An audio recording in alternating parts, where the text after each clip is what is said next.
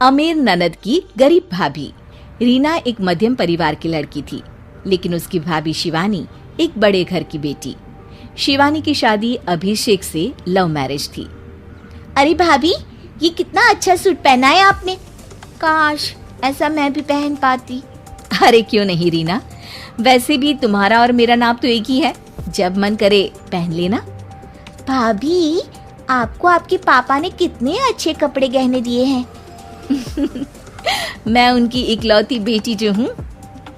बेटी तो मैं भी इकलौती हूँ, लेकिन क्या करे, पापा है नहीं, पता नहीं कैसे होगी मेरी शादी।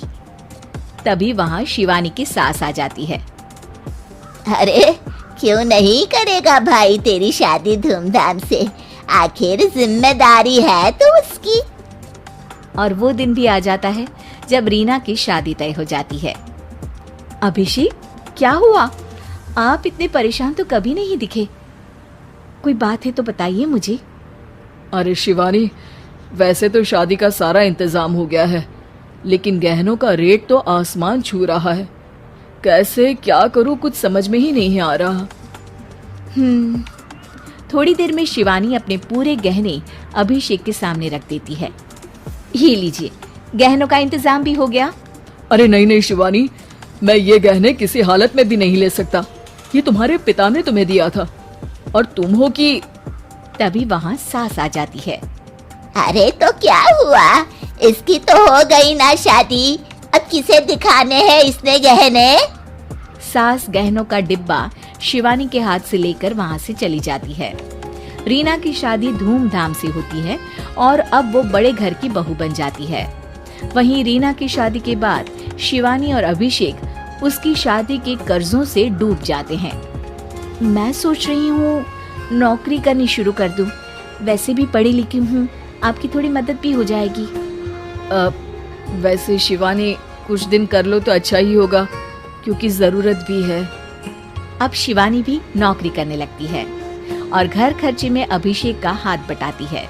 एक दिन शिवानी, रीना का फोन आया था, कह रही थी कि आने वाले त्योहार में उसके ससुराल जाना है।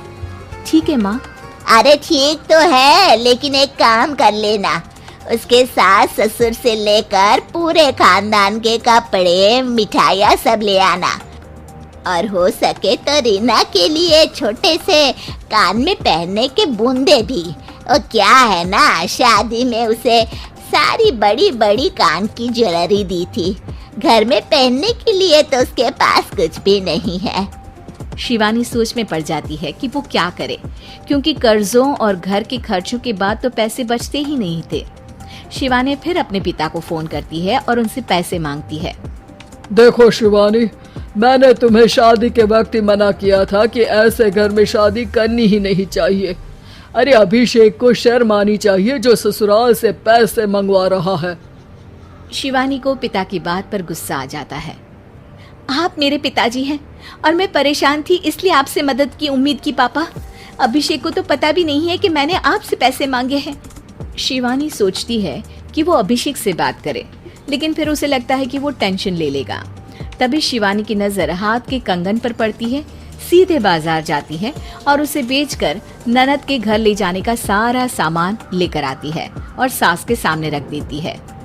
हाँ ठीक है, लेकिन फल थोड़े और अच्छी क्वालिटी के होने चाहिए थे।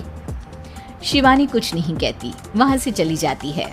एक दिन शिवानी, रीना का फोन आया था, बहुत रो रही थी। क्यों माँ, क्या हुआ? सब ठीक तो है ना उसके ससुराल में? अरे तूने तो उसकी नाक ही कटवा दी। अब मैंने क्या कर दिया माँ? कह रही थी कि बड़े घर की बहू है भाभी, जो कपड़े दिए वो ब्रांडेड भी नहीं थे। तू तो जानती है ना उन लोगों का पहनावा कितना अच्छा है। तू तो मेरी बेटी का भला कभी सोचती नहीं। हाय भगवान, अरे बड़े घर की बहू है, इसी बात की जलन है ना तुझे? लेकिन याद रख, मेरी बेटी का सोचने के लिए भगवान है, तुम लोग कभी उसका बुरा नहीं कर पाओगे। अब शिवानी के मन में सवाल था कि क्या ईश्वर सिर्फ रीना के साथ है, उसके साथ नहीं। लेकिन उसे सुकून था कि वो अभिषेक के साथ उसकी जिम्मेदारियों को निभाने में बराबरी की हकदार है। शिवानी वहां से चली जाती है।